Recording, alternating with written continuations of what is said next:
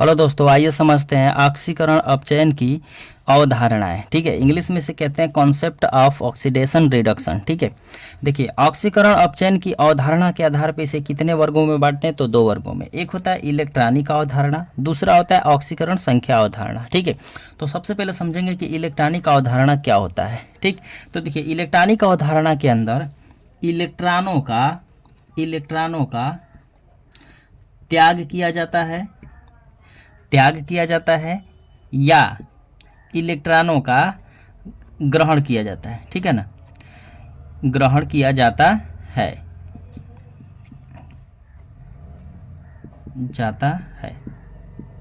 ठीक, देखिए इलेक्ट्रॉनिक अवधारणा के अंदर इलेक्ट्रॉनों का त्याग होगा या फिर इलेक्ट्रॉनों को ग्रहण किया जाएगा। ठीक है, देखिए इसमें क्या हो रहा है कि इसमें इलेक्ट्रॉनों का त्याग या ग्रहण किया जा रहा है, इसलिए यह क्या है? एक इलेक्ट्रॉनीकरण प्रक्रिया है। ठीक है, इसे क्या कहते हैं? इलेक्ट्रॉनीकरण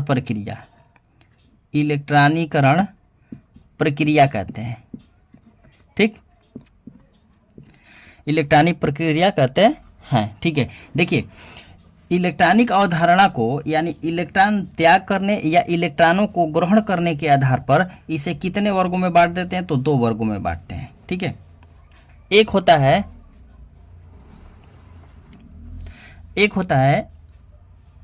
ऑक्सीकरण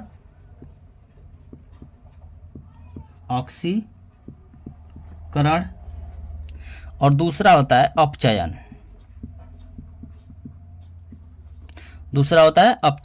ऑक्सीकरण को इंग्लिश में ऑक्सीडेशन कहते हैं, ऑक्सीडेशन, और अपचयन को क्या कहते हैं? रिडक्शन।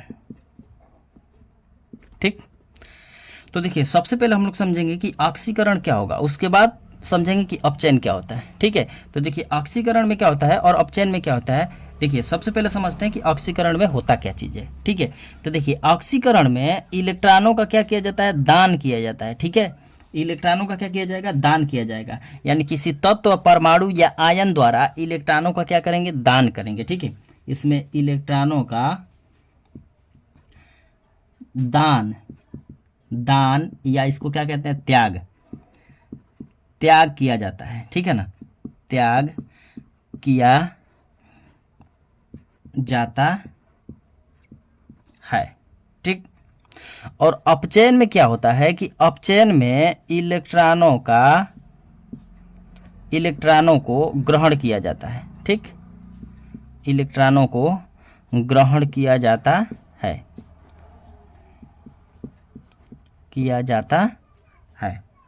ठीक, तो देखिए अब समझते हैं ऑक्सीकरण और अपचयन में इलेक्ट्रॉन किस तरह से दान करते हैं कोई भी तत्व, परमाणु या आयन, और किस तरह से इलेक्ट्रॉनों को ग्रहण करते हैं। ठीक है, देखिए आगे समझाते हैं इसके बारे में। देखिए बाबू, ऑक्सीकरण में हमने क्या बताया कि इसमें इलेक्ट्रॉनों का त्याग या दान होगा और अपचयन में क्या होगा? इलेक्ट्रॉनों का ग्रहण होगा। ठीक, जैसे एग्जाम्पल समझिए,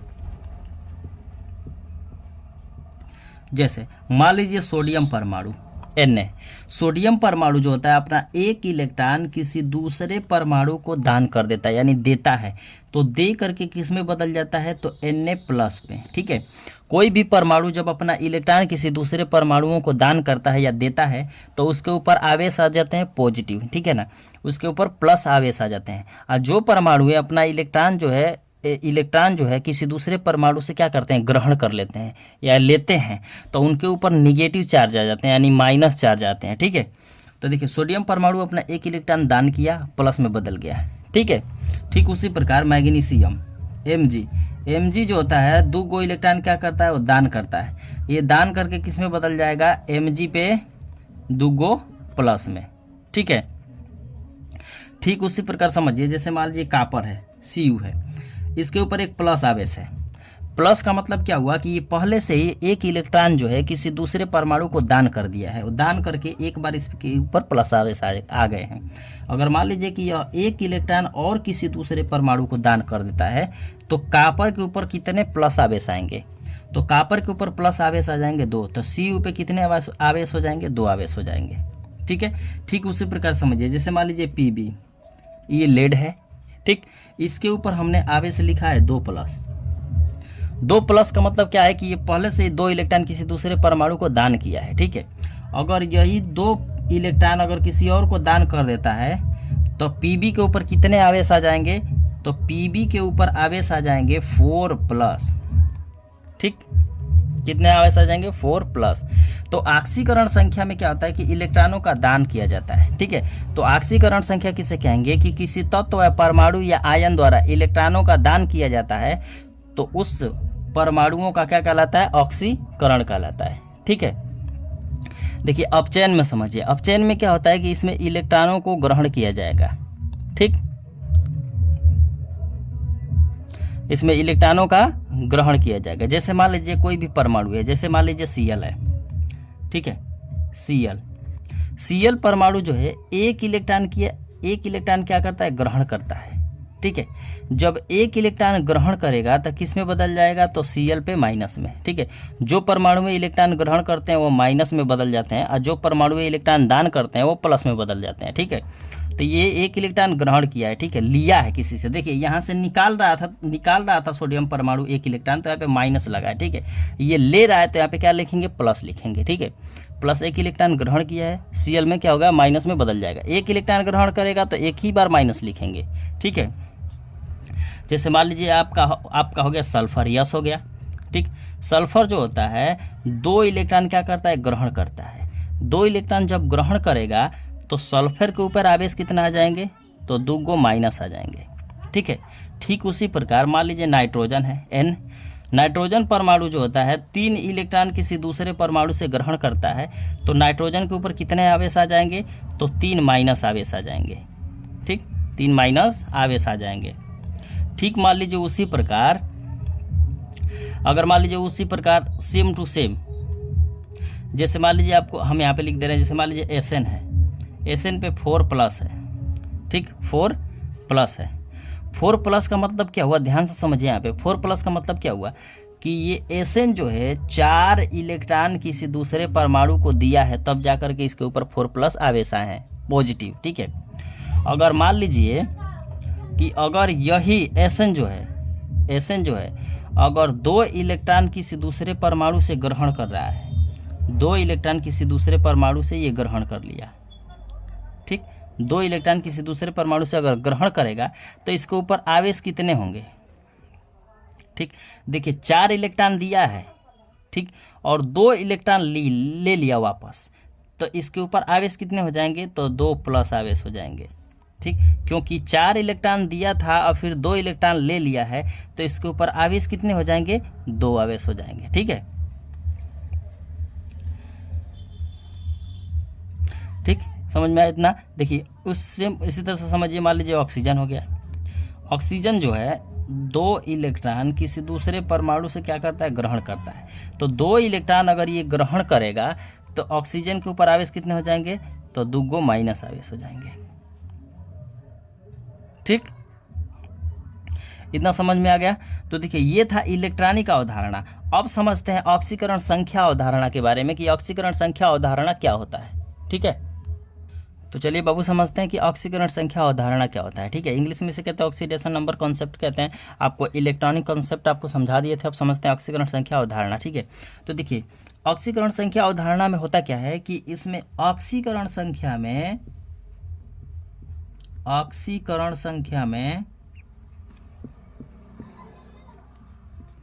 वृद्धि होगा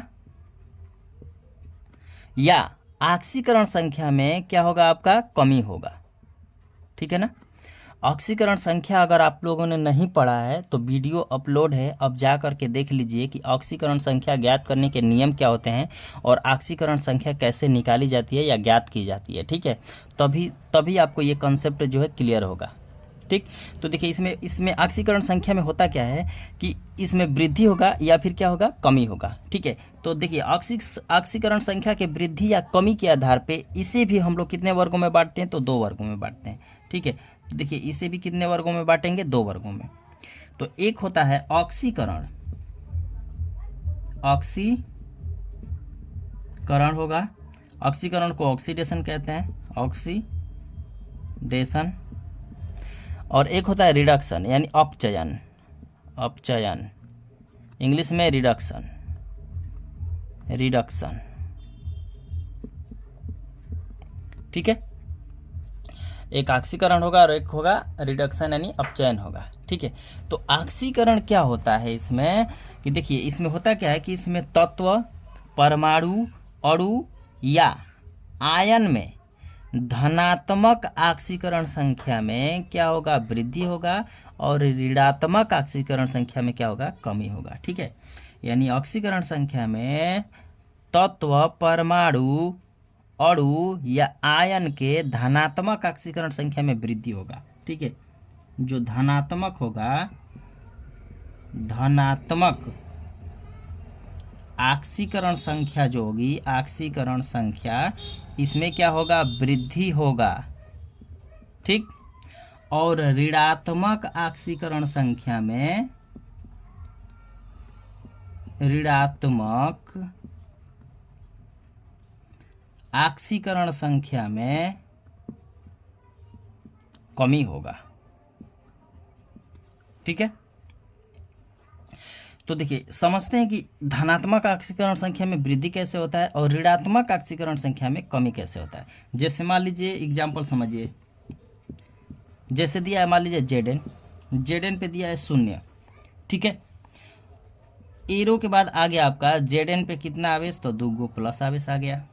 ठीक है, देखिए ऑक्सीकरण संख्या किसे कहते हैं, थोड़ा सा आप समझ लीजिए यहाँ पे कि किसी भी परमाणु या तत्व या आयन के ऊपर, ठीक है, जो आवेश आते हैं, ठीक, जो आवेश लिखे होते हैं, इस आवेश को क्या कहते हैं, इस तत्व या इस परमाणु की ऑक्सीकरण संख्या कहा जाता है। ठीक है, जैसे मान लीजिए यहाँ पे जेड एन है, जेड एन पे दिया है 2 प्लस, तो जेड एन का ये 2 प्लस जो आवेश आया है ये क्या कहलाएगा, इस जेड एन का ऑक्सीकरण संख्या कहलाएगा। ठीक है, तो देखिए यहाँ पे दिया है कि जेड एन पे 0 यानी 0 आवेश दिया है। ठीक है, या फिर 0 क्या है, ऑक्सीकरण संख्या है, 0 से क्या हो गया, 2 प्लस हो गया। ठीक है, तो देखिए इसमें हमने लिखा है कि धनात्मक ऑक्सीकरण संख्या में वृद्धि होगा, तो देखिए धनात्मक ये भी है, धनात्मक ये भी है, तो दोनों का दोनों धनात्मक है, तो देखिए 0 से क्या हो गया, 2 प्लस हो गया, यानी कि इसके धनात्मक ऑक्सीकरण संख्या में वृद्धि हो गई, यानी बढ़ गया, 0 से 2 हो गया। ठीक है, जैसे मान लीजिए एक और एग्जाम्पल समझिए, जैसे मान लीजिए पीबी दिया है, पीबी लेड दिया है, इसके ऊपर 2 प्लस है।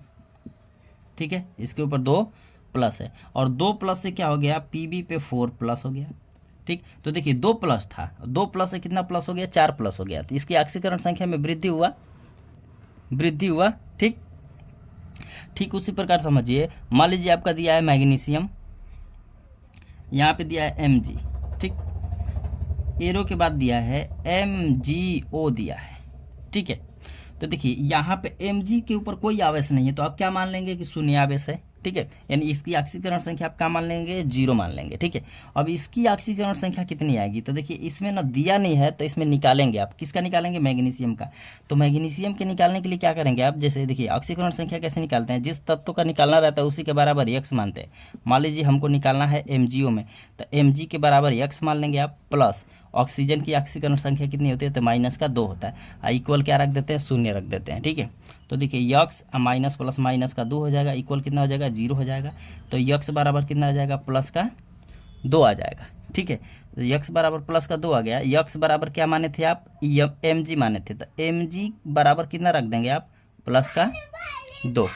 ठीक है, तो यानी कि Mg की ऑक्सीकरण संख्या कितनी आ गई, तो +2 आ गई, तो यहाँ पे देखिए यहाँ पे +2 हो गया, और यहाँ पे Mg की ऑक्सीकरण संख्या कितनी है, 0 है। ठीक है, तो देखिए 0 से क्या हो गई, +2 हो गई, तो 0 से +2 हो गई, इसका मतलब क्या हुआ, बढ़ गया, यानी धनात्मक ऑक्सीकरण संख्या में क्या हो रही है, वृद्धि हो रही है। ठीक, ठीक, आगे समझिए, देखिए जैसे मान लीजिए अगला एग्जाम्पल समझिए, जैसे मान लीजिए आपका दिया है कि SO3 पे 2 माइनस दे दिया। ठीक, एरो के बाद दिया है SO4 पे 2 माइनस दे दिया। ठीक है, ये आपका दिया है। ठीक, तो देखिए इसमें करेंगे क्या है आपकी, इसमें ऑक्सीकरण संख्या में किस ऑक्सीकरण संख्या में कमी हो रही है, किस में वृद्धि हो रही है, आपको ये देखना है। ठीक है, तो क्या करेंगे आप कि ऑक्सीकरण संख्या निकालेंगे। ठीक, किसका निकालना है आपको, तो देखिए इसमें ना जिसका निकालना रहता है उसी के बराबर यक्स मानते हैं। देखिए इसमें निकालना है यश का ऑक्सीकरण संख्या निकालना है, तो यश के जगह पे रखेंगे यक्स, ये हो जाएगा प्लस, ऑक्सीजन की ऑक्सीकरण संख्या होती है -2, ऑक्सीजन की संख्या कितनी है तो 3 है, तो इसमें आप 3 से गुणा कर देंगे, ठीक।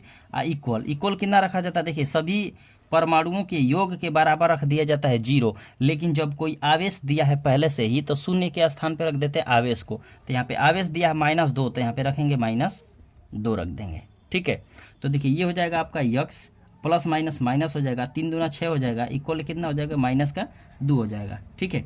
तो देखिए यक्स बराबर हो जाएगा -2, आइए उधर जाएगा तो प्लस का हो जाएगा 6, ठीक है। घट जाएगा तो यक्स बराबर कितना आ जाएगा +4 आ जाएगा, ठीक। यानी कि SO3 का ऑक्सीकरण संख्या कितना निकल कर आ गया तो +4 आ गया, ठीक। अब इसका ऑक्सीकरण संख्या निकालिए SO4 का, तो यस के बराबर यक्स मानेंगे प्लस ऑक्सीजन का ऑक्सीकरण संख्या -2 होता है, ऑक्सीजन की संख्या 4 है तो 4 से गुणा करेंगे, बराबर 0 रखते हैं, लेकिन जब आवेश दिया रहेगा तो आवेश उठाकर रखेंगे, तो आवेश कितना रखेंगे आप -2 आवेश रख देंगे, तो यक्स माइनस प्लस माइनस का 4 दूना 8 हो जाएगा, अब बराबर हो जाएगा -2, उधर जाएगा तो कितना हो जाएगा तो यक्स बराबर -2, अब प्लस का कितना हो जाएगा 8 हो जाएगा, तो घट जाएगा तो यक्स बराबर कितना आ जाएगा आपका +6 आ जाएगा, ठीक है। तो SO4 पे 2 माइनस का ऑक्सीकरण संख्या कितना निकल कर आ गया तो +6 निकल कर आ गया, ठीक है। तो देखिए यहाँ पे 4 था, यहाँ पे 6 हो गया, इसका मतलब क्या हुआ कि बढ़ रहा है, ठीक। यानी कि 4 से कितना हो गया 6 हो गया, तो देखिए ऑक्सीकरण संख्या में वृद्धि हुआ, यानी धनात्मक ऑक्सीकरण संख्या में क्या हो गया वृद्धि हो गई, बढ़ गया, ठीक है। ठीक उसी प्रकार समझिए, जैसे मान लीजिए अगला एग्जाम्पल समझिए, जैसे दिया है मान लीजिए Cl, ठीक, Cl पे दिया है माइनस, ठीक, Cl पे दिया है माइनस दिया है, यहाँ पे दिया है Cl पे दिया है 0, ठीक। तो देखिए यहाँ पे क्या हो रहा है कि यहाँ पे 0 यानी कि इसकी ऑक्सीकरण संख्या कितनी है -1 है, और इसकी ऑक्सीकरण संख्या कितनी है +0 है, प्लस का कितना है 0 है, ठीक है। तो देखिए हमने क्या लिखा था कि धनात्मक ऑक्सीकरण संख्या में वृद्धि होगा, बढ़ेगा, लेकिन ऋणात्मक ऑक्सीकरण संख्या में क्या होती है कमी होती है, ठीक है। तो देखिए यहाँ पे ऋणात्मक ऑक्सीकरण संख्या है तो इसमें कमी हो गई, और यहाँ पे धनात्मक ऑक्सीकरण संख्या में क्या हो गई वृद्धि हो गई, ठीक है। यानी ऋणात्मक ऑक्सीकरण संख्या में कमी हो गई और धनात्मक ऑक्सीकरण संख्या में क्या हो गया वृद्धि हो गया, ठीक। ये आपको क्लियर हुआ। तो देखिए अब समझते हैं हम अपचयन क्या होता है, यानी रिडक्शन क्या होता है, ठीक है। देखिए अब अपचयन में समझते हैं, यानी इसको इंग्लिश में रिडक्शन कहते हैं। देखिए इसमें क्या होगा कि अपचयन में क्या होता है कि किसी तत्व, परमाणु या आयन या अणु की धनात्मक ऑक्सीकरण संख्या में क्या होगा कमी हो जाएगा, और ऋणात्मक ऑक्सीकरण संख्या में क्या होगा वृद्धि होगा। जस्ट ऑक्सीकरण का अपोजिट होता है अपचयन, ठीक है। इसमें क्या होगा कि इसमें किसी तत्व, परमाणु या अणु या आयन में, आयन के ऑक्सीकरण संख्या में, यानी धनात्मक ऑक्सीकरण संख्या में, धनात्मक ऑक्सीकरण संख्या में क्या हो जाएगा, देखिए उसमें क्या हो रहा था वृद्धि, और इसमें क्या हो जाएगा कमी, इसमें क्या होगा कमी। धनात्मक ऑक्सीकरण संख्या में कमी होगा, और ऋणात्मक ऑक्सीकरण संख्या में, ऋणात्मक ऑक्सीकरण संख्या में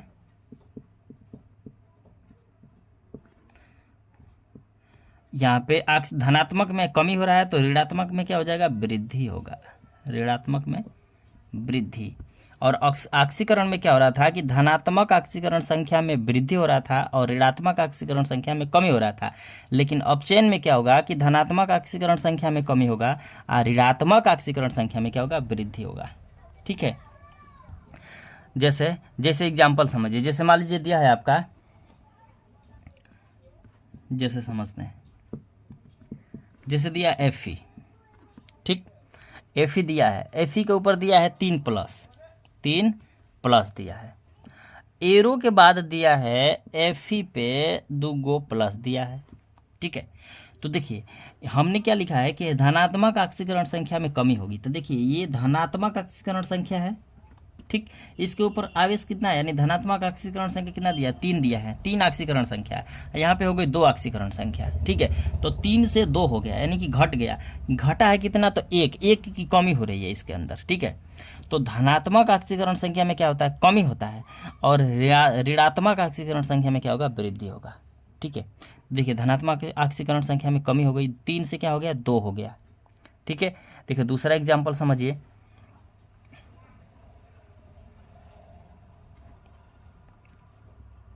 जैसे मान लीजिए दिया है Zn, ठीक है, Zn पे दिया है कितना, 2+ दिया है। ठीक, Zn पे दिया है 2+, यहाँ पे दे दिया Zn पे दे दिया 1+ दे दिया। ठीक है, Zn पे दे दिया 1+, यहाँ पे Zn पे कितना दिया था, तो Zn पे दिया था 2+, और वहाँ पे हो गया Zn पे 1+। ठीक है, तो देखिए 2 से कितना हो गया, 1 हो गया, 2 से कितना हो गया, 1 हो गया, यानी कमी हो गई। ठीक है, तो धनात्मक ऑक्सीकरण संख्या में कमी होगा और ऋणात्मक ऑक्सीकरण संख्या में वृद्धि होगा। देखिए जैसे मान लीजिए आपका दिया है Cl, एरो के बाद दे दिया Cl। ठीक है, Cl पे दे दिया आपका माइनस। देखिए इसकी ऑक्सीकरण संख्या कितनी है, 0 है, इसकी ऑक्सीकरण संख्या कितनी है, तो -1 है। ठीक है, ये इतना आ गया। तो ध्यान से समझिए, इसमें हम लिखे हैं कि ऋणात्मक ऑक्सीकरण संख्या जो रहता है वो ज़्यादा होता है, यानी वृद्धि होगा उसमें, और धनात्मक ऑक्सीकरण संख्या में कमी होगा। तो देखिए यहाँ पे इसकी धनात्मक ऑक्सीकरण संख्या 0 है, और यहाँ पे ऋणात्मक ऑक्सीकरण संख्या कितनी है, 1 है। तो देखिए 0 से 1 बन गया है। ठीक है ना, तो देखिए ऋणात्मक ऑक्सीकरण संख्या बढ़ गई है, 0 यानी धनात्मक ऑक्सीकरण संख्या क्या हो गई है, घट गई है, यानी कमी हो गया है इसमें। ठीक उसी प्रकार देखिए अगला एग्जाम्पल समझिए। जैसे मान लीजिए आपका दिया है NO3, इसके ऊपर दे दिया -1, एरो के बाद दिया है NO2 पे -1 दिया है। ठीक है, ये आपका दिया है। तो आप बताइए इसकी ऑक्सीकरण संख्या कितनी है, तो आप इसको निकाल लीजिए। देखिए नाइट्रोजन का आपको निकालना है, तो N के बराबर X रखेंगे, प्लस ऑक्सीजन की ऑक्सीकरण संख्या कितनी होती है, -2 होता है, ऑक्सीजन की संख्या 3 है, तो 3 से गुणा कर देंगे। इसके ऊपर देखिए एक माइनस आवेश दिया है, तो बराबर में रखेंगे -1। ठीक, तो देखिए X हो जाएगा, प्लस माइनस का कितना हो जाएगा, -3 दूना 6 हो जाएगा, बराबर कितना हो जाएगा, -1 हो जाएगा। तो X बराबर -1 उधर जाएगा तो +6 हो जाएगा। तो X बराबर कितना आ जाएगा आपका, घट जाएगा तो +5, यानी इसकी ऑक्सीकरण संख्या आ गई +5 आ गया। अब NO2 पे माइनस का निकालते हैं कि ऑक्सीकरण संख्या कितना आएगा। ठीक है, तो देखिए NO2 का यानी इसके ऊपर माइनस दिया है, तो N के बराबर मानेंगे X, प्लस ऑक्सीजन की ऑक्सीकरण संख्या -2 होती है, गुणे कितना करेंगे, 2 करेंगे, बराबर माइनस का कितना रखेंगे, 1 रखेंगे। ठीक है, तो ये X हो जाएगा, प्लस माइनस का 4 हो जाएगा, अब बराबर कितना हो जाएगा, -1 हो जाएगा। घटा लीजिए, तो X बराबर कितना हो जाएगा, -1 प्लस का कितना हो जाएगा, 4 घट जाएगा, तो X बराबर कितना आ जाएगा, +3, यानी इसकी ऑक्सीकरण संख्या आ गई +3 आ गया। ठीक है, इसका आ गया +3 आ गया। तो देखिए हमने परिभाषा में क्या लिखा है कि धनात्मक ऑक्सीकरण संख्या में कमी होगी। ठीक है, धनात्मक ऑक्सीकरण संख्या में कमी होगी और ऋणात्मक ऑक्सीकरण संख्या में वृद्धि होगा। तो देखिए ये धनात्मक ऑक्सीकरण संख्या, ये भी धनात्मक है, ये भी धनात्मक है, तो धनात्मक ऑक्सीकरण संख्या में कमी हो गई है। देखिए यहाँ पे +5 है, +5 से 3 हो गया है ना, इसका मतलब क्या, ये घट गया है, 5 से 3 हो गया, तो धनात्मक ऑक्सीकरण संख्या में कमी हो गई और ऋणात्मक ऑक्सीकरण संख्या में क्या होगा, वृद्धि होगा। ठीक है, ये आपको समझ में आ गया। ठीक, अब देखिए इस ऑक्सीकरण अपचयन अवधारणा के आधार पे, ठीक है, हम लोग किस प्रकार समीकरणों को संतुलित करते हैं। ठीक है, अगले वीडियो में हम आपको बताएंगे या पढ़ा देंगे कि किस प्रकार इसके आधार पे समीकरणों को संतुलित किया जाता है। ठीक है, तो मिलते हैं नेक्स्ट वीडियो में।